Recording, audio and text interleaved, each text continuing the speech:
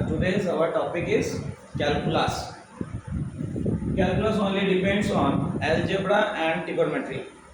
अगर आपको कैलकुलस में सही होना है, अगर आपको कैलकुलस अच्छे ढंग से करना है, सीखना है, तो आपको कैलकुलस करने के लिए दो चीज़ बहुत बढ़िया चाहिए। एक है आपका अलजेब्रा और दूसरा है आपको ट्रिगोनोमेट्री। नॉर्मली ये ट्रिगोनोमेट्री के कुछ फंक्शंस और अलजेब्रा के कुछ फंक्शंस को लेके हम कैलकुलस में आते हैं। एक्चुअली ये कैलकुलस है क्या? Calculus is nothing but an operation, that is y equals to fx. If y equals to fx be any function and if it is the continuous function, continuous का मतलब क्या है? जो फंक्शन को आप एक ही बार में पेन से लेके ड्रॉ कर सकते हो, कोई ब्रेकअप नहीं है, कोई ब्रेक नहीं है बीच में, तो उसको आप कंटिन्यूअस फंक्शन कहते हो। क्या कहते हो? उसको आप कंटिन्यूअस फंक्शन कहते हैं। अब y equals to fx be any function in such an interval x equals to a to x equals to b.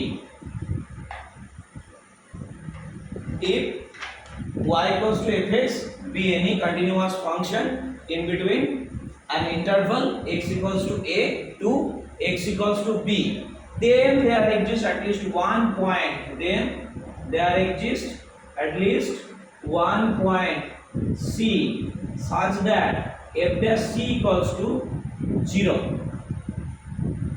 Then there exists only one point C such that f dash c equals to 0. It's also tell the Rolle's theorem. By Rolle's theorem, by the property of Rolle's theorem, we also get that if y equals to fx be continuous in open interval a comma b, y equals to fx is derivable in closed interval a comma b, then there exists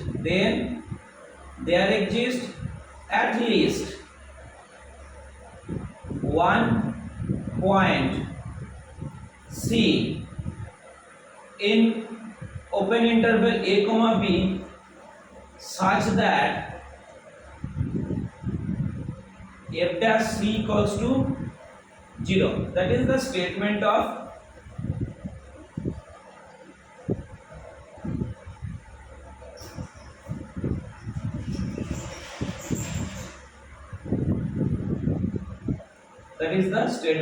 Rolle's theorem. इसको हम Rolle's theorem कहते हैं। अब algebra और trigonometry के ऊपर पूरा का पूरा कैलकुलस डिपेंडेंट है। इसका मतलब क्या है? अलजेब्रा के कुछ फंक्शंस होते हैं, द फंक्शंस ऑफ अलजेब्रा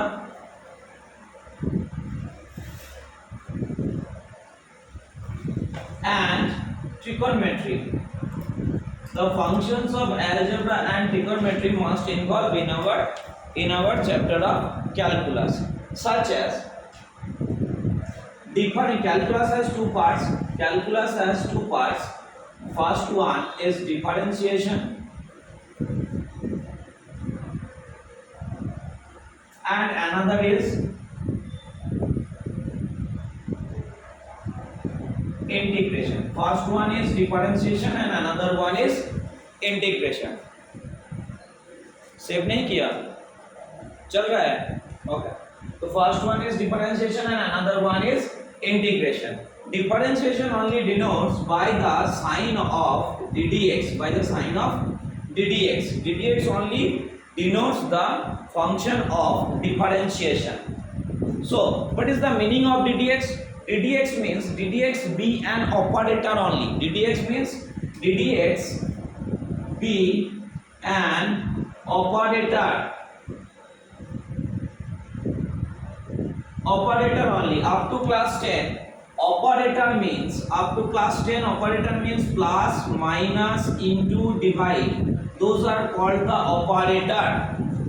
आप क्लास 10 तक क्या जानते थे? ऑपरेटर का मतलब प्लस, माइनस, इंटू और डिवाइड, अभी से क्या जानोगे, ddx एक आपका क्या है, ऑपरेटर है। ddx क्या है, ऑपरेटर। अब ddx से एक एरो निकल रहा है, इस एरो जो जो चीज को टच करते करते जाएगा उसका डिफरेंशिएशन होते होते जाएगा। ये फंक्शन है, यही फंडा है, यही फंडामेंटल कॉन्सेप्ट है। ddx से एक एरो निकल रहा है, ये एरो जिस जिस चीज को टच करते करते जाएगा उसका डिफरेंशिएशन कंटिन्यूअसली होते होते जाएगा। यही फॉर्मूला है, यही फंक्शन है आपका। जैसे कि अब देखो ddx of sin x, ddx of sin x उसका आंसर होता है cos x, ddx of sin x उसका आंसर होता है cos x, ddx of x to the power n उसका आंसर होता है n x to the power n minus 1। तो ddx ऑफ sin x का आंसर क्या हुआ, cos x, ddx of x to the power n का answer क्या हुआ, n x to the power n minus 1। तो अगर अभी आपको दिया जाए ddx of sin x to the power n, तब क्या होगा, sin x का होगा cos x to the power n का होगा n x to the power n minus 1। Problem है sin x to the power n, इसका क्या होगा, sin x to the power n का आप ऐसा करोगे ddx भी एन ऑपरेटर, इससे एक एरो निकल रहा है, एरो जिस जिस चीज को टच कर रहा है उसी चीज का डिफरेंशिएशन होते जा रहा है। तो ddx एक ऑपरेटर पहले किसको टच करेगा, पहले किसको टच करेगा, साइन को, साइन का डिफरेंशिएशन क्या होता है, cos। वेरी गुड, तो इसका होगा cos x to the power n। अब x to the power n का cos के अंदर, साइन के अंदर क्या है, x to the power n, तो आप क्या करोगे, x to the power n लिख दोगे। उसके बाद करोगे, पहले साइन को टच किया, साइन को टच करने के लिए क्या हुआ, cos x to the power n। अभी किसको टच कर रहा है, x to the power n को, तो x to the power n का डिफरेंशिएशन क्या हो जाएगा, n x to the power n minus 1। तो इसको आप अगर साइज करके लिखोगे, अरेंज करके लिखोगे तो आपका कुछ ऐसा आएगा, n x to the power n minus 1 cos of x to the power n। ये है आपका आंसर, ये है आपका चेन रूल। इसको आप क्या कहते हो, चेन रूल। चेन रूल से डिफरेंशिएशन होते हैं, और डिफरेंशिएशन करने का और एक प्रोसेस है बहुत ही बढ़िया, उसका नाम क्या है, फर्स्ट प्रिंसिपल। चेन रूल और एक का नाम क्या है, फर्स्ट प्रिंसिपल ऑफ डिफरेंशिएशन।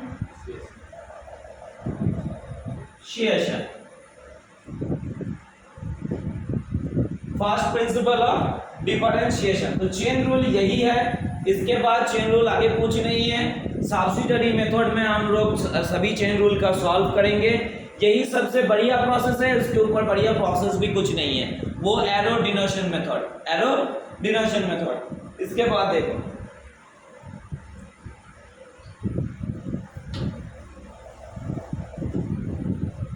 ये फर्स्ट प्रिंसिपल जानने के लिए आपको लिमिट क्लियर होना चाहिए। अगर आपका लिमिट क्लियर नहीं है तो आपका लिमिट का फॉर्मूला भी क्लियर नहीं है, तो आपका नहीं होगा। डिफरेंशिएशन, डिफरेंशिएशन का फर्स्ट प्रिंसिपल, फर्स्ट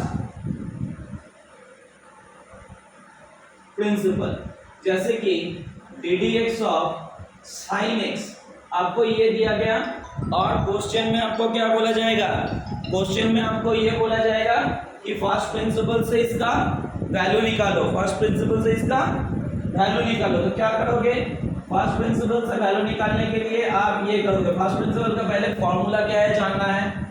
तो ddx ऑफ fx का फॉर्मूला देखते हैं, f डैश x।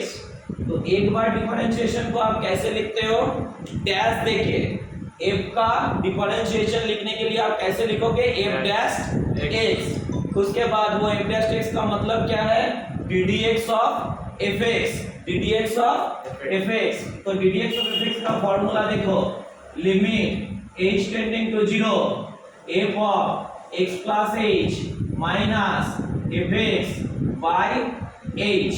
आप normally ddx of sin x का वैल्यू क्या जानते हो, ddx ऑफ sin x का वैल्यू होता है cos x, होता है ना, ddx ऑफ sin x का वैल्यू होता है cos x। तो देखो लिमिट का फार्मूला से प्रूव करेंगे cos x ही आएगा, इसीलिए ये चैप्टर इतना इंटरेस्टिंग है।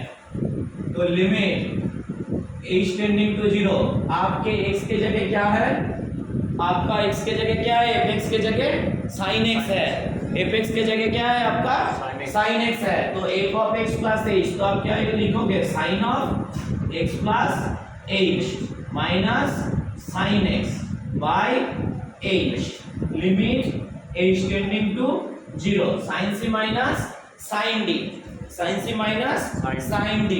कैलकुलस करने के लिए दो चीज में आपको बढ़िया होना चाहिए, एक अलजेब्रा दूसरा ट्रिगोनोमेट्री। तो sin c minus sin d का फॉर्मूला बताओ।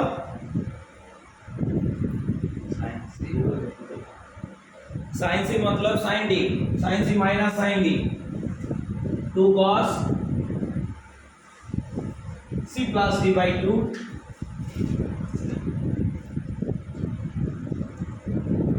sin c minus d by 2।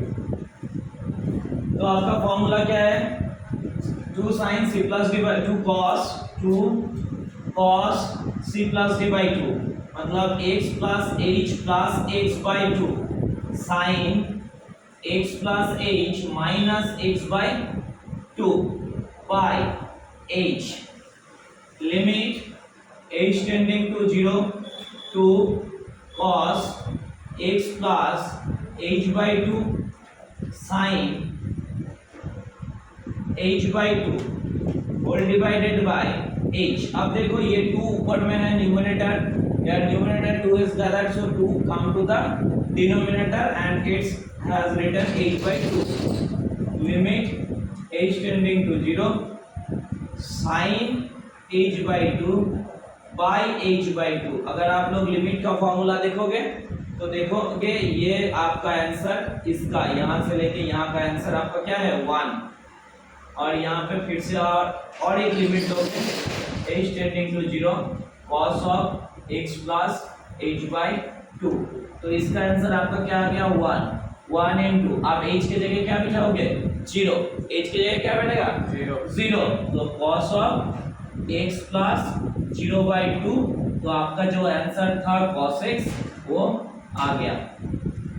तो ddx of sin x का मतलब क्या है, ddx of sin x का मतलब cos x है। ये आपका हो गया डिफरेंशिएशन, ये एक कैलकुलस का पार्ट है डिफरेंशिएशन। नाउ एक नोट है, डिफरेंशिएशन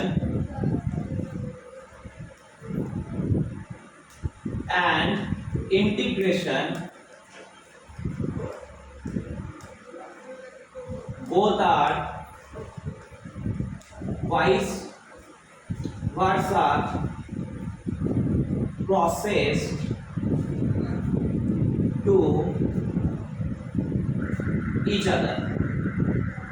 इसका मतलब क्या है, वाइस वर्सा मतलब,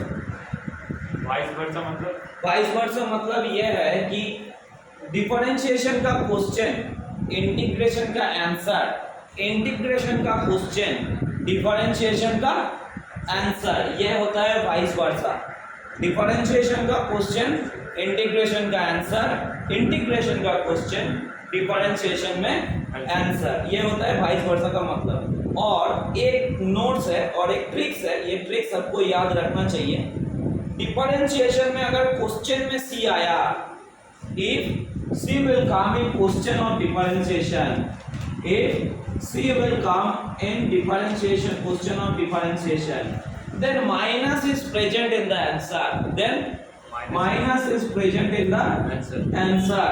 अगर differentiation के question में C आया तो answer में minus आएगा ही, integration में अगर answer में C आया तो होगा minus। ये टॉपिक सिर्फ और सिर्फ डिफरेंशिएशन के लिए है, इंटीग्रेशन के लिए नहीं है। इंटीग्रेशन के लिए और एक अलग टॉपिक लगेगा।